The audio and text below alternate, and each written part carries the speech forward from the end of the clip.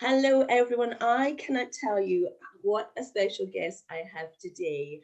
Ali Lavarok she's going to have to correct me on this, at the same, in the same college at me as in Inverness, at the same time, but doing a different course. So I'm going to pass over to Ali because her journey in a person so young has been such an inspiration to me and a whole load of you. So let's welcome Ali. Hello, my darling. Oh, Well, how are you? I am good, thanks. How are you? Yeah, I'm great, thank you. You look amazing, first of all. Just Thank you you. look like a lioness with your locks, your mane so full, and you just always look great, I have to say. So, but Yeah, not you've go seen on, me this sorry. time last. Yeah, exactly. So what that let's go straight into it, okay? For people that don't know, it's this time last year. When was the last time that you were completely well and fine? The 1st of December 2019. Okay. So you're Yep, walking along the road or whatever, and tell me what yep. happened. Yeah. So I was like working. It was a Saturday. I was in work. Everything was fine. Like I was working in a spa, so it was a really like fast, hard-paced job. Then I went home on the Saturday night. Woke up on the Sunday with a really, really, really sore right shoulder. Just thought I'd pulled a muscle. Didn't think anything of it. Within 2 days, I couldn't even lift my arm up at all. I went to the doctors and they were kind of just going with the line. It was probably a pulled muscle. It was nothing really to worry about. Mm-hmm.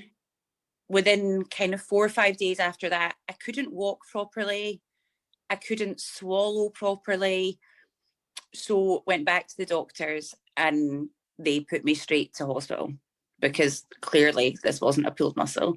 I don't think my GP actually had a clue what was wrong with me because she seemed probably more concerned than I was about it. Okay. So I went to hospital on the 12th of December 2019 and didn't leave until the 21st of August 2020.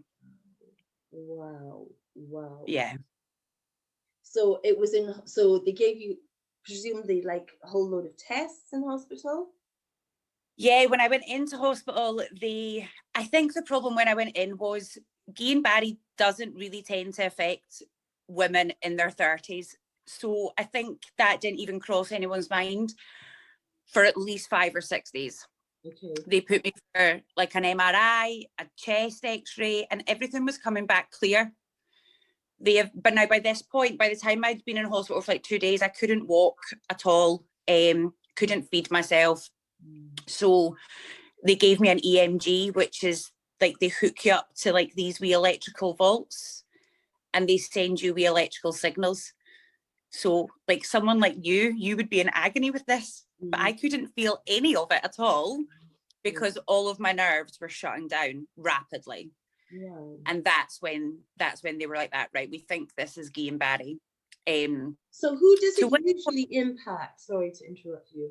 So men over the age of 55, that's the kind of normal category for Guillain-Barré. So what made and you when, so different and special, darling? well, since getting it, I've met loads of young girls that have had it. I've actually become really good friends with a girl who had it when she was like 17. Wow. So I just think I think the problem is they don't expect to find it in young women. So it kind of was the last thing that they thought it. Yeah, but it obviously happens. Yep. And any idea why? So that's like, yeah, that's the question that everyone wants to know. Guillain-Barré normally is off the back of like an infection, so food poisoning or the flu. I didn't have any of that. I had a cold. It was December. It was just a normal kind of routine cold, but that's what they think caused it. Okay, it's amazing. So you're in hospital, and 6 days later, they diagnose you, and you go, Guillain-Barré, what is that? Presumably. So, yeah, but I was quite excited because they had given me a diagnosis. Yeah. And you kind of think, oh, they'll give me a tablet and I'll be back to normal in 6 working days. I'll be grand, like. Yeah. And that obviously wasn't the case. Yeah, sure. Because they actually can't give you anything to make Guillain Barré better. It has to run its course in your body. So is it a virus, is it? Or what is it? So it's an autoimmune neurological condition. So it's basically your own immune system attacks itself. And the only way to attack itself is to attack your nerves. And to shut down. Yeah. So it obviously didn't like something that was going on. Yeah. Wherever it was, whether it was a cold or whatever, maybe you're like so busy, you know, at work, all the stress or whatever, and it's going boom, shut down. Okay. So they do say that stress can play a massive part in it. Sure. My life probably was quite stressful back then. I was working like 40 hours a week, looking after my wee boy, going through a divorce. So life definitely was a little bit stressful. For sure. Yeah. Yeah, and you've always been really high energy. So I can't imagine you know, maybe necessarily listening to your body to go, okay, I maybe need to slow down here. Yeah. You're just going to push. Yeah. So in a way, your body's going, honey, you're not pushing anymore. Yep. Amazing. Yeah. Amazing. So when you're, they can't give you like medication to like stop it, but they can give you a treatment called IVIG, which is white blood cells. And they give that to you and that kind of can slow it down. So most people need 1 round of that. I had 2 rounds of that. And it slowed it down to the point I wasn't getting any worse, but I wasn't getting any better. And by this point, I was like at the end of January and there had been no improvements whatsoever, like none. And that was probably one of the hardest times because I'm then like, this has been going on for like 8 weeks. Like when will I be able to actually go home? Sure. Which I think was the question I asked the nurse every morning. Oh. Like, will I walk today? Will I be able to feed myself today? It was just horrific, so horrific. So how did you cope, like emotionally, knowing you've got your little boy? Yeah. And then you yourself, so young and not necessarily understanding why you can't get out and why your body isn't working. How did you cope? Like, what did you give yourself some tools or? At the start, I don't think I really did cope at the start at all. If I wasn't sleeping, I was crying. And that was just the way it was. Like, you know, my wee boy would come and see me 2 or 3 times a week.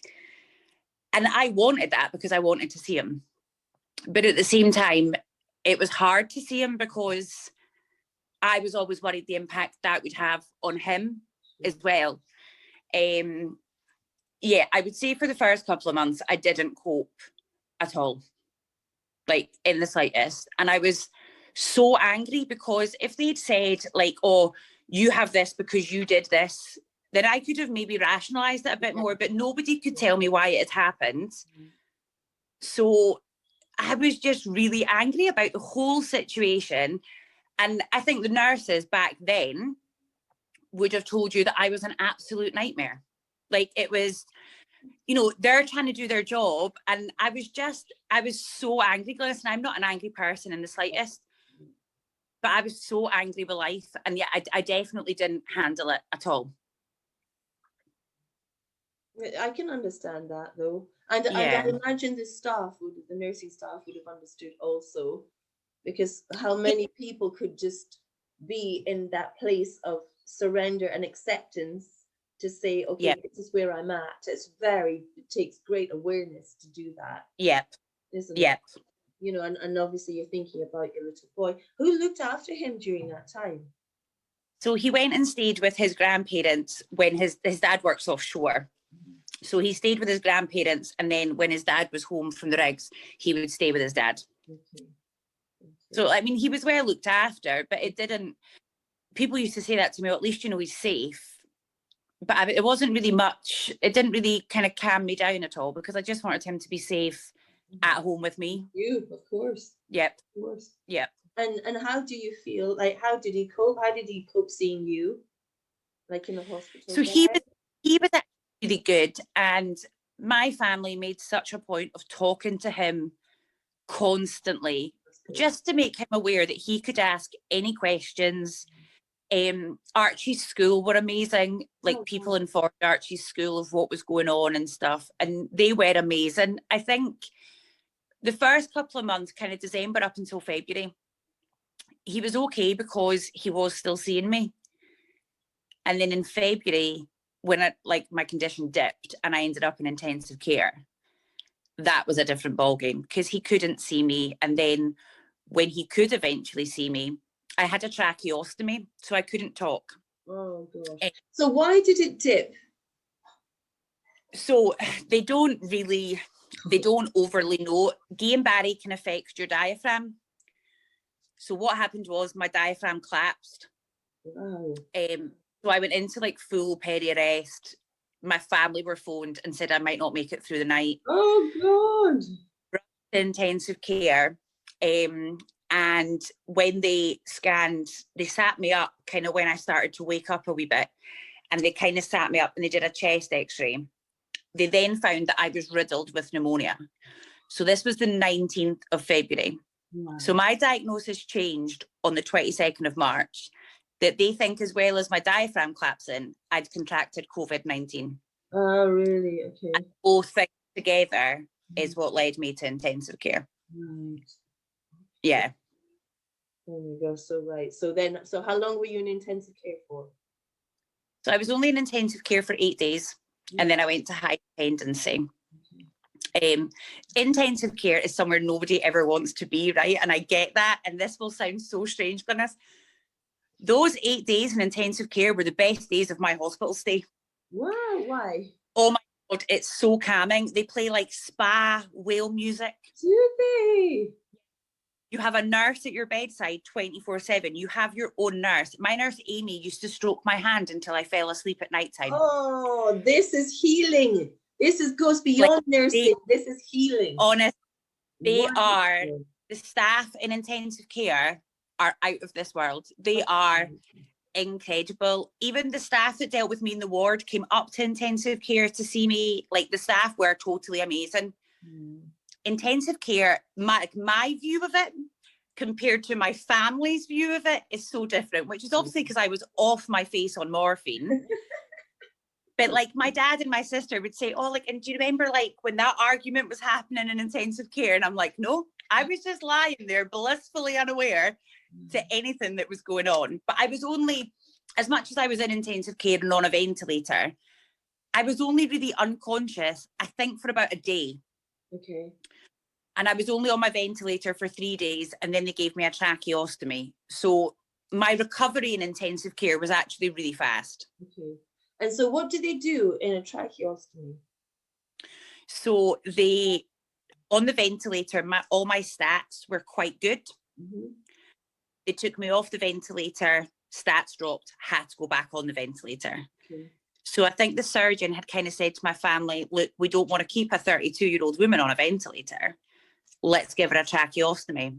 Glynis, I remember lying in that bed, hearing the word tracheostomy, and just thinking, oh my God, they're going to put this massive hole in my neck.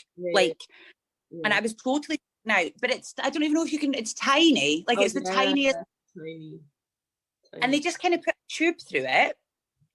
And because I didn't have the diaphragm muscles to bring up any like phlegm or anything like that from my chest, anytime I felt like it was coming, I would press my buzzer and they come along with, it's like a suction thing, and they shove it down this hole in your neck and they suction you. It's pretty impressive. It's really quite clever. Yeah, sure. Not something I ever want to go through again, but it saved my life and it was really clever. So your family came, did they, when they were, and did they know you'd be okay, like inside, do you feel? Did they genuinely think this is it? When I opened my eyes in intensive care, my sister nearly fainted. Wow. But see, in my head, Glynis, I'm just like, oh, it can't just be about me, can it? Do you know what I mean? She's got to almost faint in intensive care, doesn't she? I think as soon as I was kind of awake, I think they were quite hopeful, and you know, my dad came and he kind of cried a wee bit at the start, but then my fingers started moving. Obviously I couldn't talk, but they gave me a board with letters. There is nothing more frustrating in the world than trying to spell out what you're trying to say to your 68-year-old dad, who just totally can't keep up with the board in this.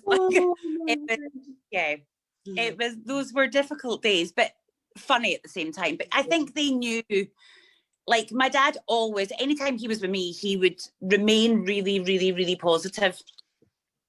That's good.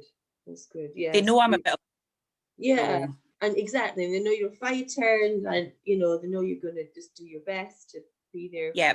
Archie and everybody, really.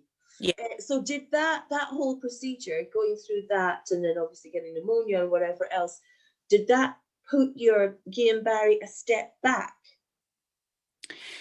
See, because I hadn't really started to recover from Guillain-Barré, it's so weird, but when I came out of intensive care, my recovery went from nothing and then it skyrocketed. Wow. That's when my recovery really started to really take place. And my neuro consultant had said at one point, she was like, you know, we don't ever think Ali's going to walk again. Wow. I remember lying in my bed thinking, watch me, just watch me. Like this is over. But they were so adamant that things weren't going to get better. And then when I came out of intensive care and it was like, oh, look, her legs are moving, her hands are moving, that kind of stuff. Then my neuro consultant, and I will remember this for the rest of my life, she said to me, I think your body had to completely shut down to completely restart again. Right. And I think she's probably right, because it was like they thought I was going to be on a feeding tube for 4 months and I was off it in 4 weeks. Wow. So my recovery went really, really fast after intensive care. Right. So it literally is almost as if your body wanted to go, no, I need a complete rest. You know, I'm just going to be, you know, I'm just going to lie here doing whatever. Yeah. You know, but wow, how incredible. I've heard so many times where doctors say you're never going to walk again, and people have proven them wrong. And it's one of my pet hates.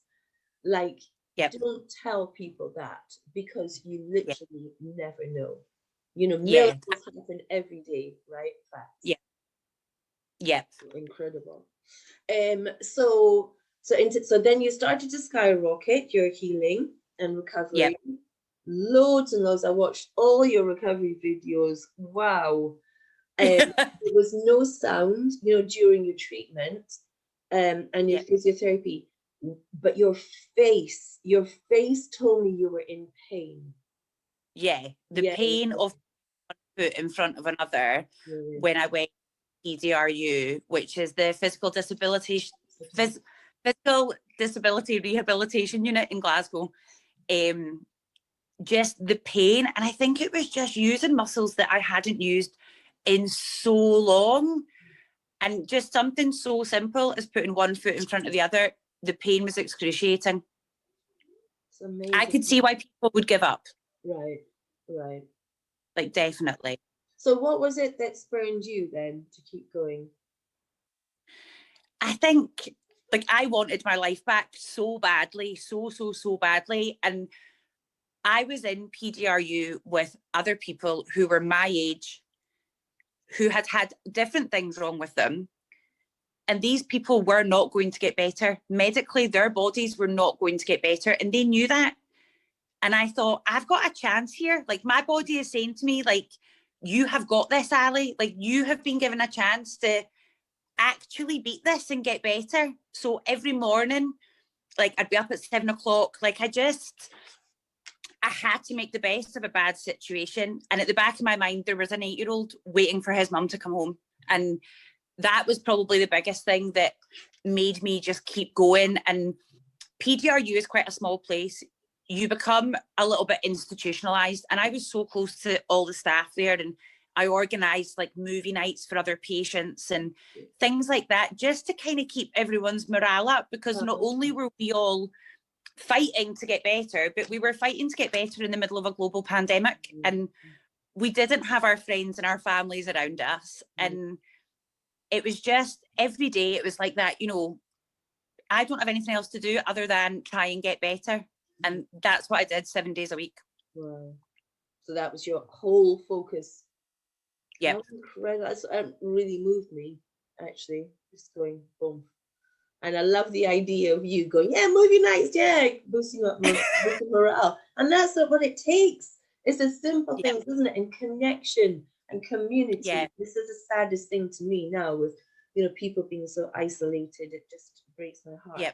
Because it's so unnatural for people to be isolated. Yeah. So sad. So lots of pain, lots of struggle, but you just were determined. What do you think overall this has taught you? Has it given you a new outlook at all? Yeah, 110%. Like, I would before, was probably quite a materialistic person. It was probably a bit of a twat, actually, Glynis, right? I actually probably was, right? And I like to think that's kind of left me now. It has made me not take anything for granted. I do a lot of positive thinking now, a lot of appreciation for really small things. Every night I put Archie to bed. Well, I say put him to bed, I mean, he's 9 now, but you know, every night I give him a kiss and a cuddle before bed.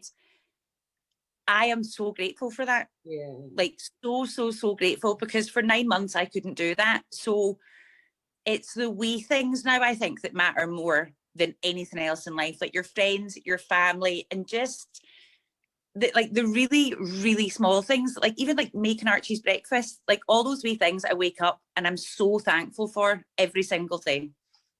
That's so it's definitely, or I would see that as a pain. Yeah, because just a routine, you have to shove it in. So do you think you will change? So we'll go back to, you know, you getting out of hospital, but do you think it will change your outlook? Like once you get back to work and things, will you change your schedule?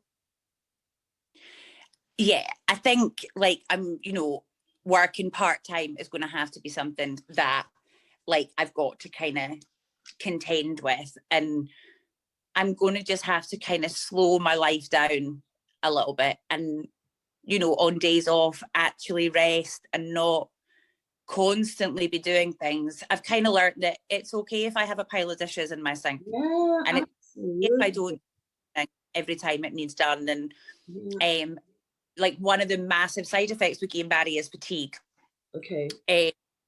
And like I don't overly struggle with that, but if I have like a really busy day or a really busy weekend, then I am absolutely knackered, and then my whole body aches, then my walking goes a wee bit funny, so they all kind of go hand in hand. So that's helpful actually, because again, it signals, listen to me, your body's saying, listen to me, you're doing too much today. No, I can't. Definitely. So that's good. So you'll be more in tune with your body now then anyway, won't you? Yeah, absolutely.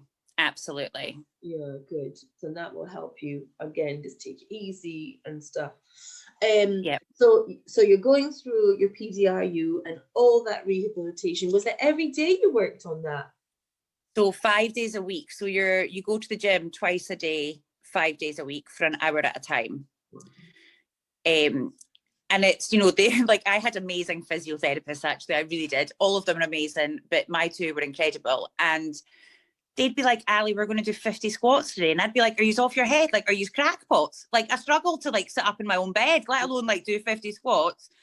But they would really, really, really push you, which is what I needed. Like, I needed somebody to kind of be there cheering me on. And I mean, I had days where I would just sit and cry. Like, I would break my wee heart. But then I would get up and dust myself down and crack on with it. So in those days when you were crying, would they still make you work out?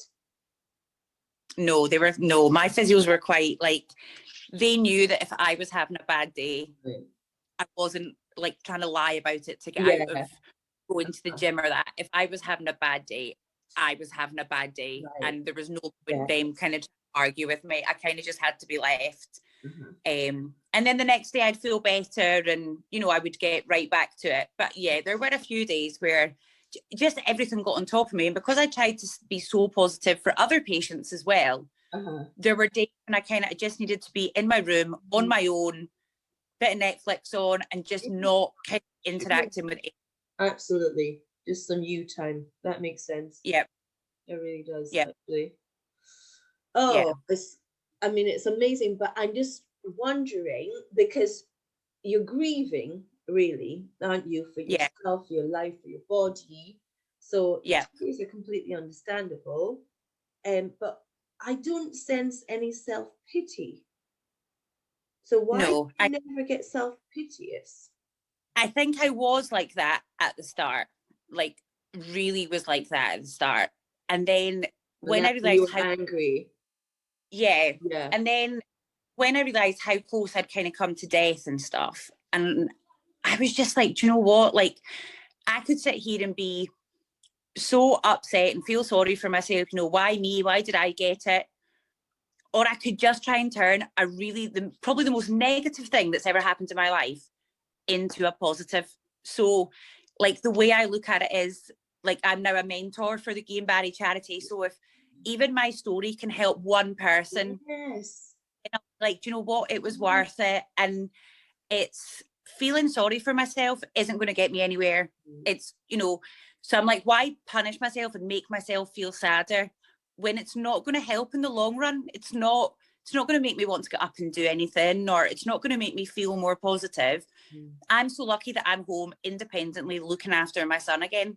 Amazing. And I think that is probably one of the main reasons that I don't kind of have any self-pity or anything like that. Everything happens for a reason.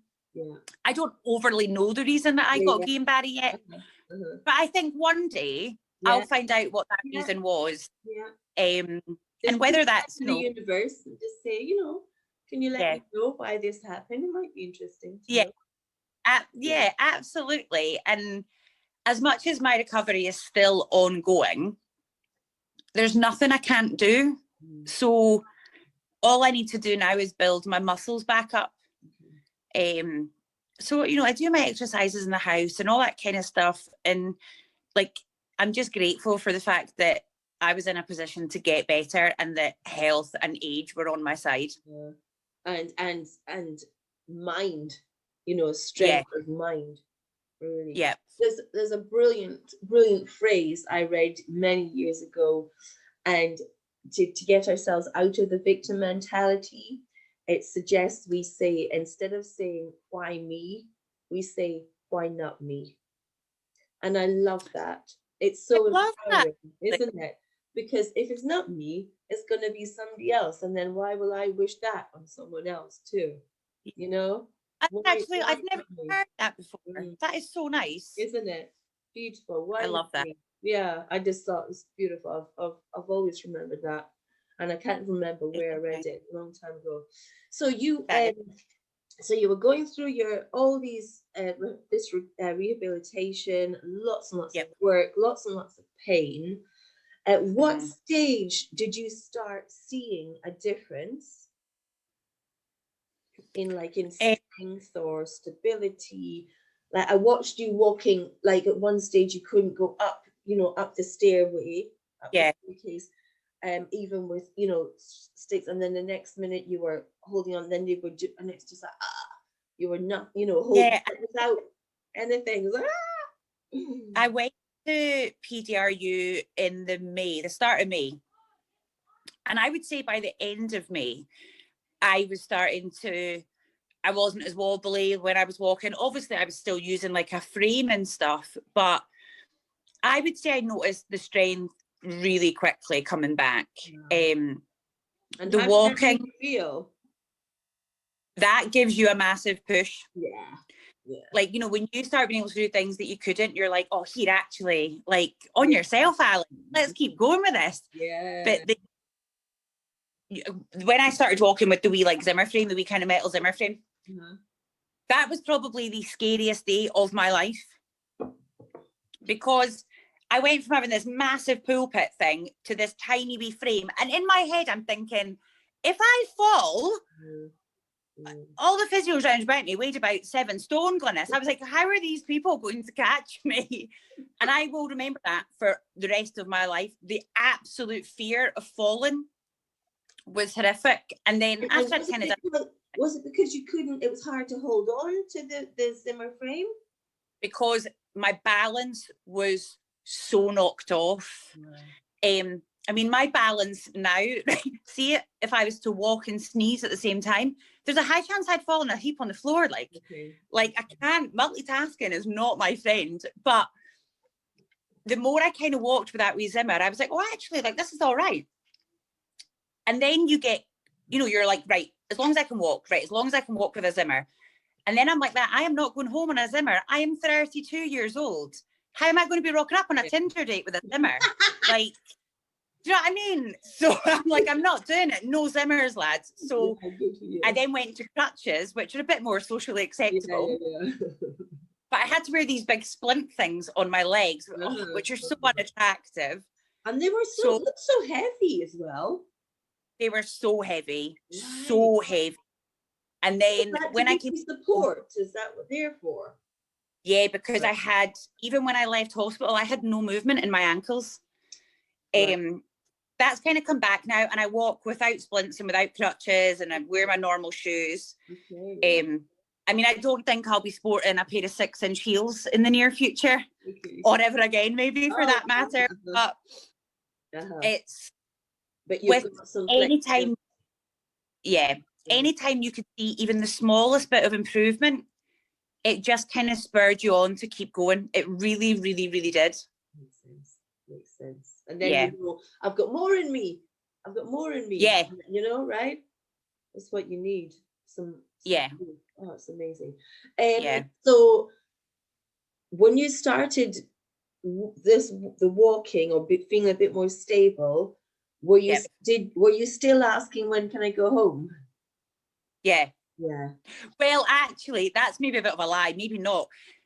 When I was in PDRU, you had like a meeting every 4 weeks. And I used to be scared that they were going to tell me I had to go home. Oh, wow. Because in my head, I had the vision of how I wanted to go home. And I was adamant I wasn't going home in a wheelchair. This was my massive thing. I'm in an upstairs, downstairs house. I've got like my showers over my bath, that kind of stuff. So my biggest fear was to go home and not be well enough to get Archie back. Oh, wow. I was more at the point where I was ready to stay in PDRU for as long as it took to get me to the point where I could go home and look after Archie. And they agreed on the condition that I kept improving. They were like that, if your body hits a plateau, which is really common in Guillain Barré, like you might stop improving for 6 months and then start again. They were like, if you stop improving, we have to send you home because we can't keep you here in a bed that someone else needs. Wow. So that was so I kind of went from begging to go home to begging to get to stay in PDRU. I did a bit of a 360 there. Wow. That's so interesting. But I was lucky that I never plateaued and I just kept getting better. Okay. So could you sense when you were, oh my gosh, I'm actually maybe going to get home shortly? Could you feel that?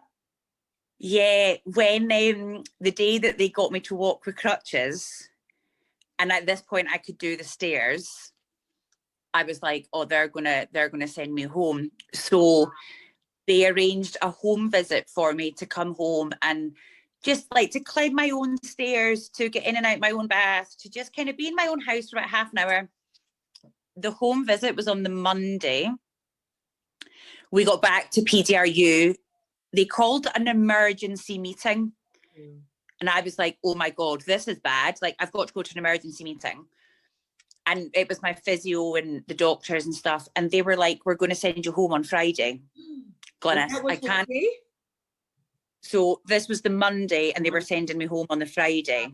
So were you scared? Were you excited? Were you, I was really excited because I was like, oh my God, I'm actually going home. I've waited 9 months for this. Unbelievable, isn't it? But the other part of me was like, oh my God, I'm going home. Like, I can't buzz anyone in the middle of the night. Like, I'm not going to have physio 5 days a week. And I was like, you know, I'm still not fully better. Like, how am I going to handle this? And I did kind of start to freak out a wee bit. But I was like, do you know what? I have to go home. Yeah. Like, And now everything's up to you, isn't it? You go home and it's all up to you. Yeah, and it's your responsibility to do your exercises. It's your responsibility to make sure that you're taking your medication, all those kind of things. And that did worry me because I had totally become institutionalized. I hadn't had to really do anything for myself for 9 months. Like, so it was, I mean, in PDRU, they've got a wee kitchen and they get you to cook a couple of meals before you go home and that stuff. But it was so scary to think I'm going to go home now and I'm not fully better. I'm still going to have to kind of continue this at home. But the morning it came to me going home, I couldn't have been any more excited if I tried. I just wanted out of there. I was like, do you know what? I'm done now. I need to go home and I need to start getting my life back. And to be honest with you, the hardest part of my recovery was probably when I went home. Okay. That was when it was, and it was really hard because you were, even little things like putting a weekly shop away, I would be knackered after doing that. So tired. But I have gotten so much better since I came home. And I think all the physios used to say to me, the wee things you do at home, like hanging washing up or cleaning your bathroom, these things all count towards your recovery. Like you're using muscle. That's true. Actually, I've noticed that myself, you know, like when you like really get down there, you know, get into there, especially if you don't use the tools like a vacuum cleaner, if you use a brush instead, for example, you really is an effort to do that. And that's what, you know, most of us don't do. We're not into effort nowadays, are we? We're so used to getting things done electronically or digitally effort, you know what I mean? So, oh, that's amazing. Did you get Archie back? Was he waiting for you already when you got home? I came home and I spent a week here without him. Okay. That must have seemed strange as well. Yeah. But I was like, I need a week to kind of just get into a bit of a routine. My biggest fear was that I would go home and I wouldn't be ready and I would end up going back to PDRU, and I didn't want Archie to be a part of that. That's cool. So I spent a week at home, which was amazing. Do you know what? See, just lying on your sofa watching telly, again, all these things we totally take for granted. It was amazing to just be at home and to be doing those things. It was amazing, but hard at the same time. Yeah. And then I think that week would help you arrive, you know, to help you be present and there for yourself before you've got the space, the emotional space for Archie, really, so for your son. So now, what position are you in now physically? So, like, I walk without splints or aids. And I walk quickly, your usual pace before? No, wee bit slower. Okay. Every so often I'll be a bit, lost my balance there, but I can bring it back and I can catch it. Try not to sneeze at the same time. Yeah, sneezing and walking at the same time. I mean, I can dance and stuff. I can hit up a good twerk and I can squats. Oh, good. That's boogie time soon then. You know what is really interesting, because how many people on the planet would be walking along the road, for example, and see someone walking and sneezing, and that person falls down, and people would you know, wouldn't be in judgment. They would be drunk, right? They wouldn't necessarily think, and potentially they could, you know, have some autoimmune disorder going on. This is why it's so good to talk about these things. Do you know what I noticed when I first came out of hospital? So when I first came out of hospital, I was on 2 crutches and walking with splints. And I went to the Hilton in Glasgow City Centre for a wee overnight stay and some dinner and stuff. And everyone looks at you funny because you've got these big splints on and you've got crutches. Like, and I'm quite a confident person, and that didn't really bother me at all.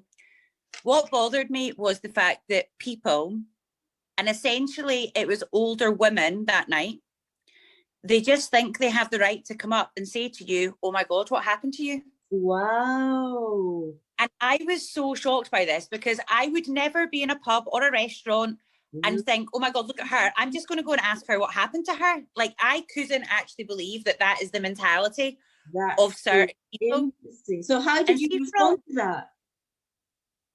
I always just said, oh, I was a wee bit unwell. You know, I wasn't willing to sit there and discuss. Yeah. I'm not ashamed of what happened to me, but if I decide to put it out there, like this interview, or I've spoken out on Facebook and stuff, then that's my decision to speak out about things. But I'm like, how can you even think that it's acceptable for you to just come up, not even like, oh, hi, how are you? Just straight in, oh my God, what happened to you? And some people are born with problems. Like, I could have been like that birth. Exactly. It's such a lack of boundaries and respect, isn't it? Absolutely. So that's interesting as well. So that's another message we could help put out. You know, let's be respectful and give people space, and, you know, and don't be so curious about the lives of other people unless they come up to you and go, I saw you looking and would you like me to share what happened, for example, right? Because that's like, I would never be that interested in a stranger's life, you know, and I know that, like, some people, like, I think if I had come home and I was in a wheelchair, I might have been more self-conscious about going out. And that is just me. I would have been self-conscious about that, which probably isn't right either. But if I hadn't have been confident in myself that night, I might not have gone out again for months, because I wouldn't have wanted people to look at me or to ask me what had happened. That's a good point, actually. I think, like, people nowadays, they don't ever take into consideration how your actions could affect somebody else. I was outrageously really shocked, so shocked. And then you could tell that these women were at tables talking about me. Wow. You know, and I'm like, are your lives that dull that you have to sit and talk about a stranger in a bar? Exactly. And, you know, you could say it's not the Housewives of Essex, for example. You don't need to know every single detail about every person. Absolutely. As she said, I remember hearing an interview with Tom Cruise when he was preparing for Born on the 4th of July, in which he ended up, you know, his character ended up in a wheelchair. And to prepare for his role, he went to Macy's and in his wheelchair. And this is in the 80s, right? And a staff came up to him and said, excuse me, you're leaving lines on the carpet. And that always stuck with me. And I thought, wow. So what do you think? What is it that stopped? So that's 30, 40 years ago that happened. I think it's worse now. What is it that stopped us considering other people's feelings, or just basically giving people, you know, face and respect and space? Like, you know, you're coming in here and your splints and your crutches or whatever, or a wheelchair, whatever it is. Why can't I or they leave you alone? What do you think? Any idea why that would be? I honestly don't. I don't know if, like, as just like people nowadays, everyone is so judgmental about everyone else. I also think there is like a certain, like, not everyone's like this, but there's definitely a certain kind of person who just has to know everything. Like, I mean, that group of women were sat there, like, drinking wine and all that, had obviously seen me get up and go to the toilet or whatever. And then we're obviously like that, oh my God, what do you think happened to her? Oh, do you think she was in a car crash? What do you think? I mean, you're like, imagine them all pure, like, having this conversation. And then one of them has had the courage to just randomly come out and ask me.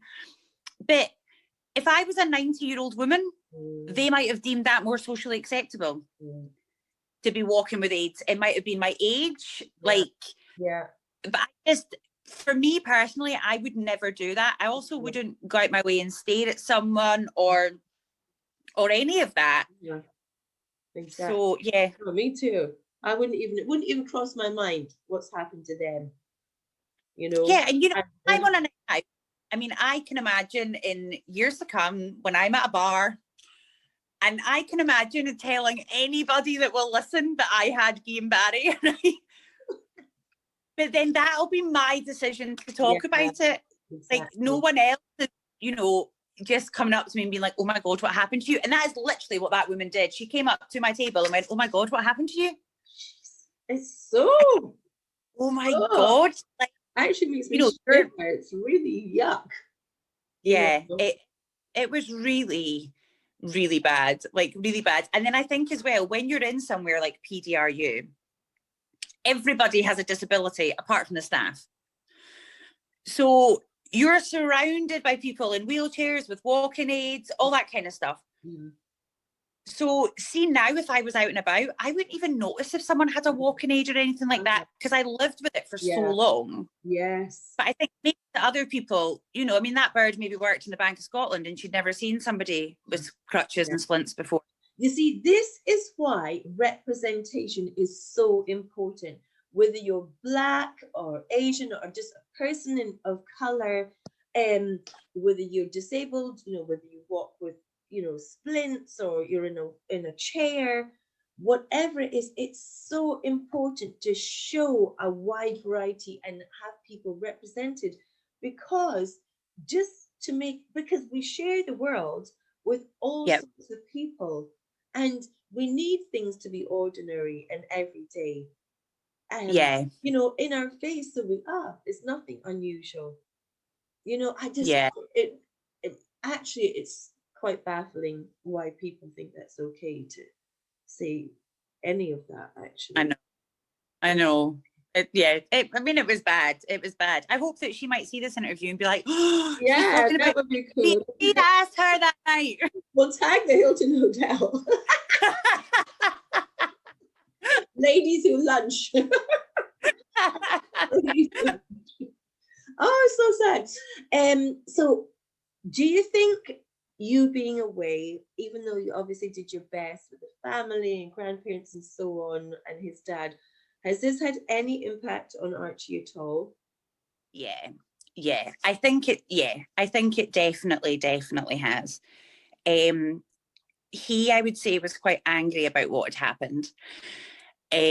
So myself and his dad decided that we would get him to see like it's like a kind of like child play therapist. It's available at the school. And she is amazing. And that, I would say, has really helped him. I'm all for any kind of therapy, anything that can help. You know, Archie went to school one Wednesday morning and he didn't come home for 9 months. That's, as much as what happened to me was a massive impact on me, it also was a massive impact on him. And that, I think, is huge. You know, my mental health is, you know, so much more developed than his is.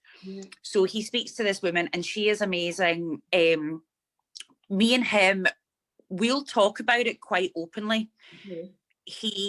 I'll ask questions, not so much now. I've always given him the option to see my recovery videos. It's never something I would hide from him. Right now, he has chosen not to look at them, and I'll totally respect his decision. And the day that he comes and wants to see them, they will be there and he can watch them. We've always been really close because it's always been me and Archie with his dad working away and stuff. But I would say now he's probably more like cuddly and affectionate and stuff. And when he goes to his dad's at weekends and stuff, he'll message me like every day, like, and he'll be like, "Oh, hi, like, what have you been up to?" And I think that's maybe his way of checking. That's interesting. So he's actually gained a newfound appreciation of you too, then. Yeah, I think so. You know, because obviously when you're together all the time, you do take each other for granted. You know, so actually that's a beautiful thing. But so his play therapist will help him actually feel safe, because you know, you're right. They're so aware of you to realize, he went to school and then he didn't come home for 9 months. I mean, imagine the shock that is, you know, to him. So that's really you know, it was, I think, because they couldn't, give a definition of anything that was going on. So we couldn't even say to Archie, right, I'm going to be home in 2 months. Yeah. Like, and then obviously, you know, he was coming to see me all the time. Then there was a wee kind of 2-week spell where, with me being in intensive care, I actually hit a bit of a low point when I came out of intensive care, and I wouldn't let anyone talk about him. I didn't want pictures of him on the wall, because to me, I was like, I can't be his mum anymore. So that was really, really, really hard. Then I kind of pulled myself out from the brink, saw him, and the wee guy, God love him, honestly, my family had said, look, your mum's had to have a tracheostomy, so she can't talk. So we lip read, and he watched all these YouTube videos about how to get better at lip reading. Oh God, the darling! Oh, so he came to see, and he was brilliant at the lip reading, actually. And then my dad and my dad's partner took him to over to Barré Head, and he went to build a bed, and he got spoilt rotten. And then he was meant to come and see me the week after, but then we went into lockdown. So I didn't see Archie for 13 weeks. Oh my gosh. Because of lockdown, and he didn't hear me talk for 17 weeks. Oh, wow. So it was really, really, really, really, really difficult. And then when I could see him at the end of the 13 weeks, it had to be through a window. So we couldn't talk, you know, I couldn't touch him or cuddle him. The last time I cuddled Archie was the 4th of March, and then the time after that I cuddled him was the 2nd of July. Oh my gosh, it's horrific. Yeah. Horrific. So his birthday was when I was still in PGRU. The staff were so good. They let us go out into the garden, and I could give him all of his presents and stuff. So that was really nice. You know, they tried to make it as best as they could. They made the best of a bad situation. I think for a long time he will worry that it happens again. Yeah. I'm sure. How about you? Are you? Well, no. You can only get Guillain-Barré once. Okay. Oh, that's good, isn't it? I've kind of ticked that box. Do you know what I mean? Been there, done it. Got the t-shirt. I'm like, that Guillain-Barré completed it, mate. But there's a chronic version of Guillain-Barré called CIDP. Oh, really? Now, they have not told me I have CIDP, but this is the type of person I am. I'm like, what if it is CIDP? Now, I know from reading about CIDP, I wouldn't have made the recovery I've made. So it's Guillain-Barré. Yeah. But there's still that wee niggling thing at the back of my head that's like, oh, what if like they got it wrong? What if it is CIDP? I'm sure it's not. And yeah, you can only get Guillain-Barré once. Good. So, you know, there's the thing is, we tend to listen to our mind, and that is your mind right there. What if it is?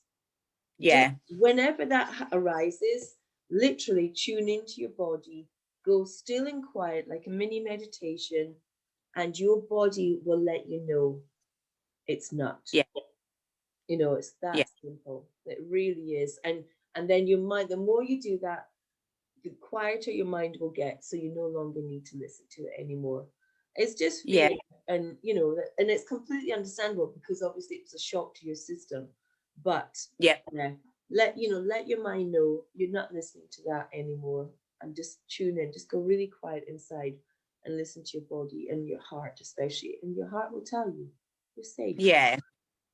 You know, but I think, you know, we do tend to dramatize and make things worse. You know, we're like, oh, what if? But yeah, no need. Yeah. Oh, amazing. Oh my God. I guess, you know, you're just so eloquent, and I think the way you come out of this has just given you so many more tools that you can use in life to help others. And you're always really good at helping others. You know, just the fact you're in the beauty industry for so long, that you know, helping others, but now on a really deep level, raising awareness about Guillain-Barré is just so important. And I didn't know. I've literally found out just one video on your Facebook page. I went, what? And then I had to go and scroll through. I thought, I had no idea. So somehow I must admit, but we don't see everything, do we, from all our friends? No. You know, that's maybe why. But I just think you're such a wonderful spokesperson for Guillain-Barré, really. And and you will give people hope, you know, Yeah. because you are proof that, look, you can go through so much, but you can actually come out the other end. Yeah. So what would you say? What would you say to someone who's really young and Yep. they've just contracted Guillain-Barré? To just keep fighting. Don't ever give up. The pain, you can't even describe nerve pain. It is the worst pain in the world. But don't ever give up, because what you put into your body, you'll get back out of it. Like, you just need to keep going. And there will be days where you really don't want to, and you can't see a light at the end of the tunnel. But there is, but your body can only get better if you work with it. If you don't put anything into your body, you're not going to get anything back out of it. And the longer you don't work with your body, the harder it will be to recover. Wow. Yeah, there you go. That's amazing. And what if people go, like, if they're not strong as you mentally, and they just feel they can't go on, or they can't do anything, or they feel in general that their life's not worth living. They don't have maybe a child at home waiting for them or whatever. Yep. There are like lots of tools available. I used a lot of mindfulness and Headspace when I was in hospital.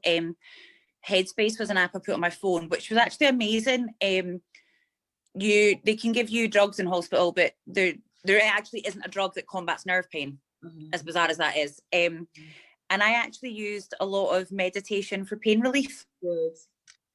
Which is actually quite amazing, and I totally believe it works. Yeah. But like, if you are struggling, then there are tools out there, but like, seek help, like speak to someone, like pick up the phone. When I was in hospital, when I had like really bad days, and there were a few of them, I had two of my best friends, and Claire and Gemma, and they were there for me 100% of the time. Like, reach out to anyone. And if you are in hospital, there is always a psychologist that is on hand to speak to you when you're dealing with something that is really, really hard. And I was offered a psychologist numerous times. I never took it. I didn't feel I needed it. But if I had at any point felt that it had gotten that low, I would have definitely taken them up on that offer. Yeah, good for you. Good for you. It's amazing. I'm glad you mentioned your friends, because I think they were really important. Like, I Yeah. can see, you know, the way you spoke about them on Facebook, that they were there for you all the time.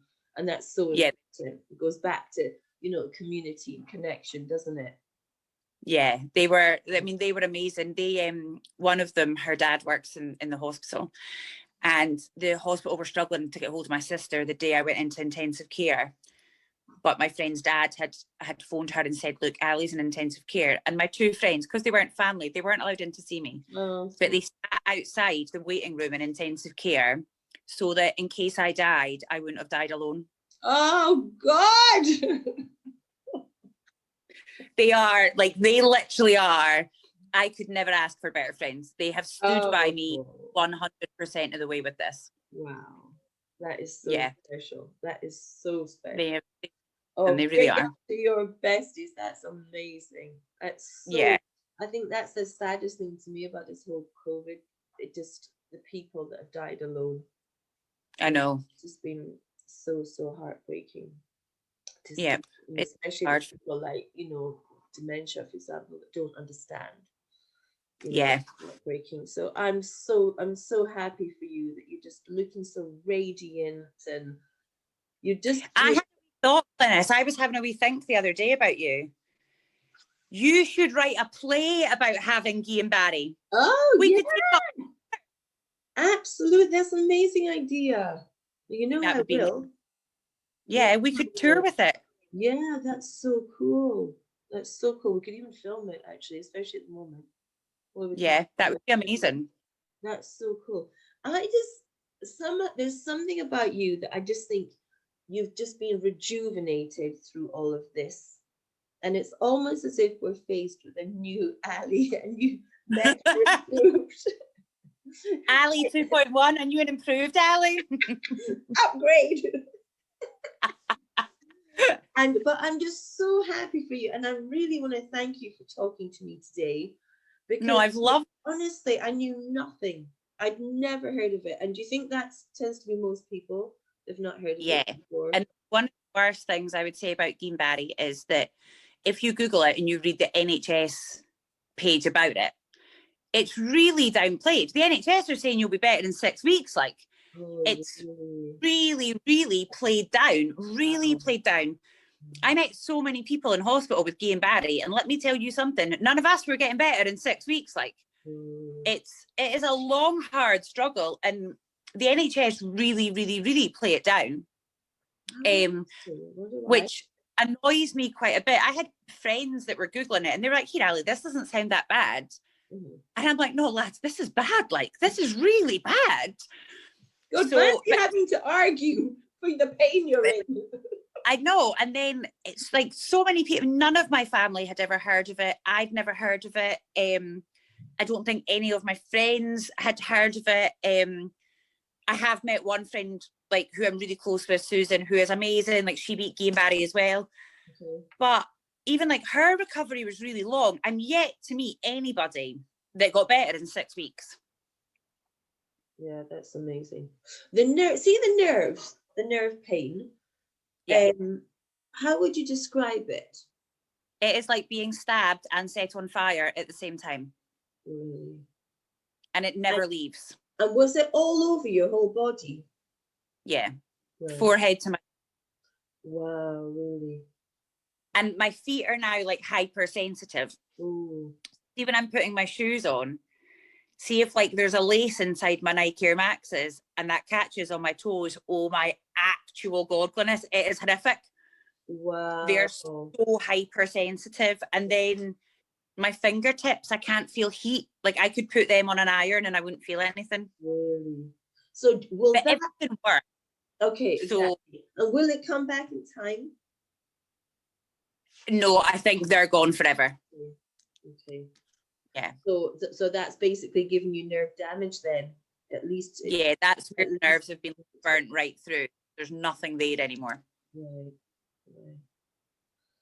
Yeah. Wow. Amazing. So could that impact your work as a beautician or beauty therapist? No, I've still got feeling there a wee bit. Okay. So I can still do everything. I can like use tweezers, paint nails, obviously do my face stuff. So massage, I wouldn't be able to go like a deep tissue. I kind of don't have that strength behind me at the moment. Okay. But everything else I'd be absolutely fine with. Okay. How was your work throughout all this spa? They were okay at the start. Not so much now. All right. That's interesting. Okay, say no more. Say no more on that, shall we? Oh, interesting. Oh, well, you know, I know you well. I just know you're going to continue on an absolute upward trajectory and be an even a more amazing person than you already were. And thank you. I, for one, although I do believe we continue with life, to me, there's no such thing as death per se. Yeah. Obviously, we lose the person on this earth plane. And so we miss them. But, I don't believe it's something to be sad about other than you miss the person. However, on that note, I'm very, very glad you're still with us. Thank you, me too. And lots of love to you for your journey. Continued courage and steadfastness, and just allow it to all unfold. You're amazing, and you're going to really help so many people with your outlook. I hope so. And your strength. Big thanks, my darling. I love you so much. Thank you. Love you, honey. Take care, darling. Bye.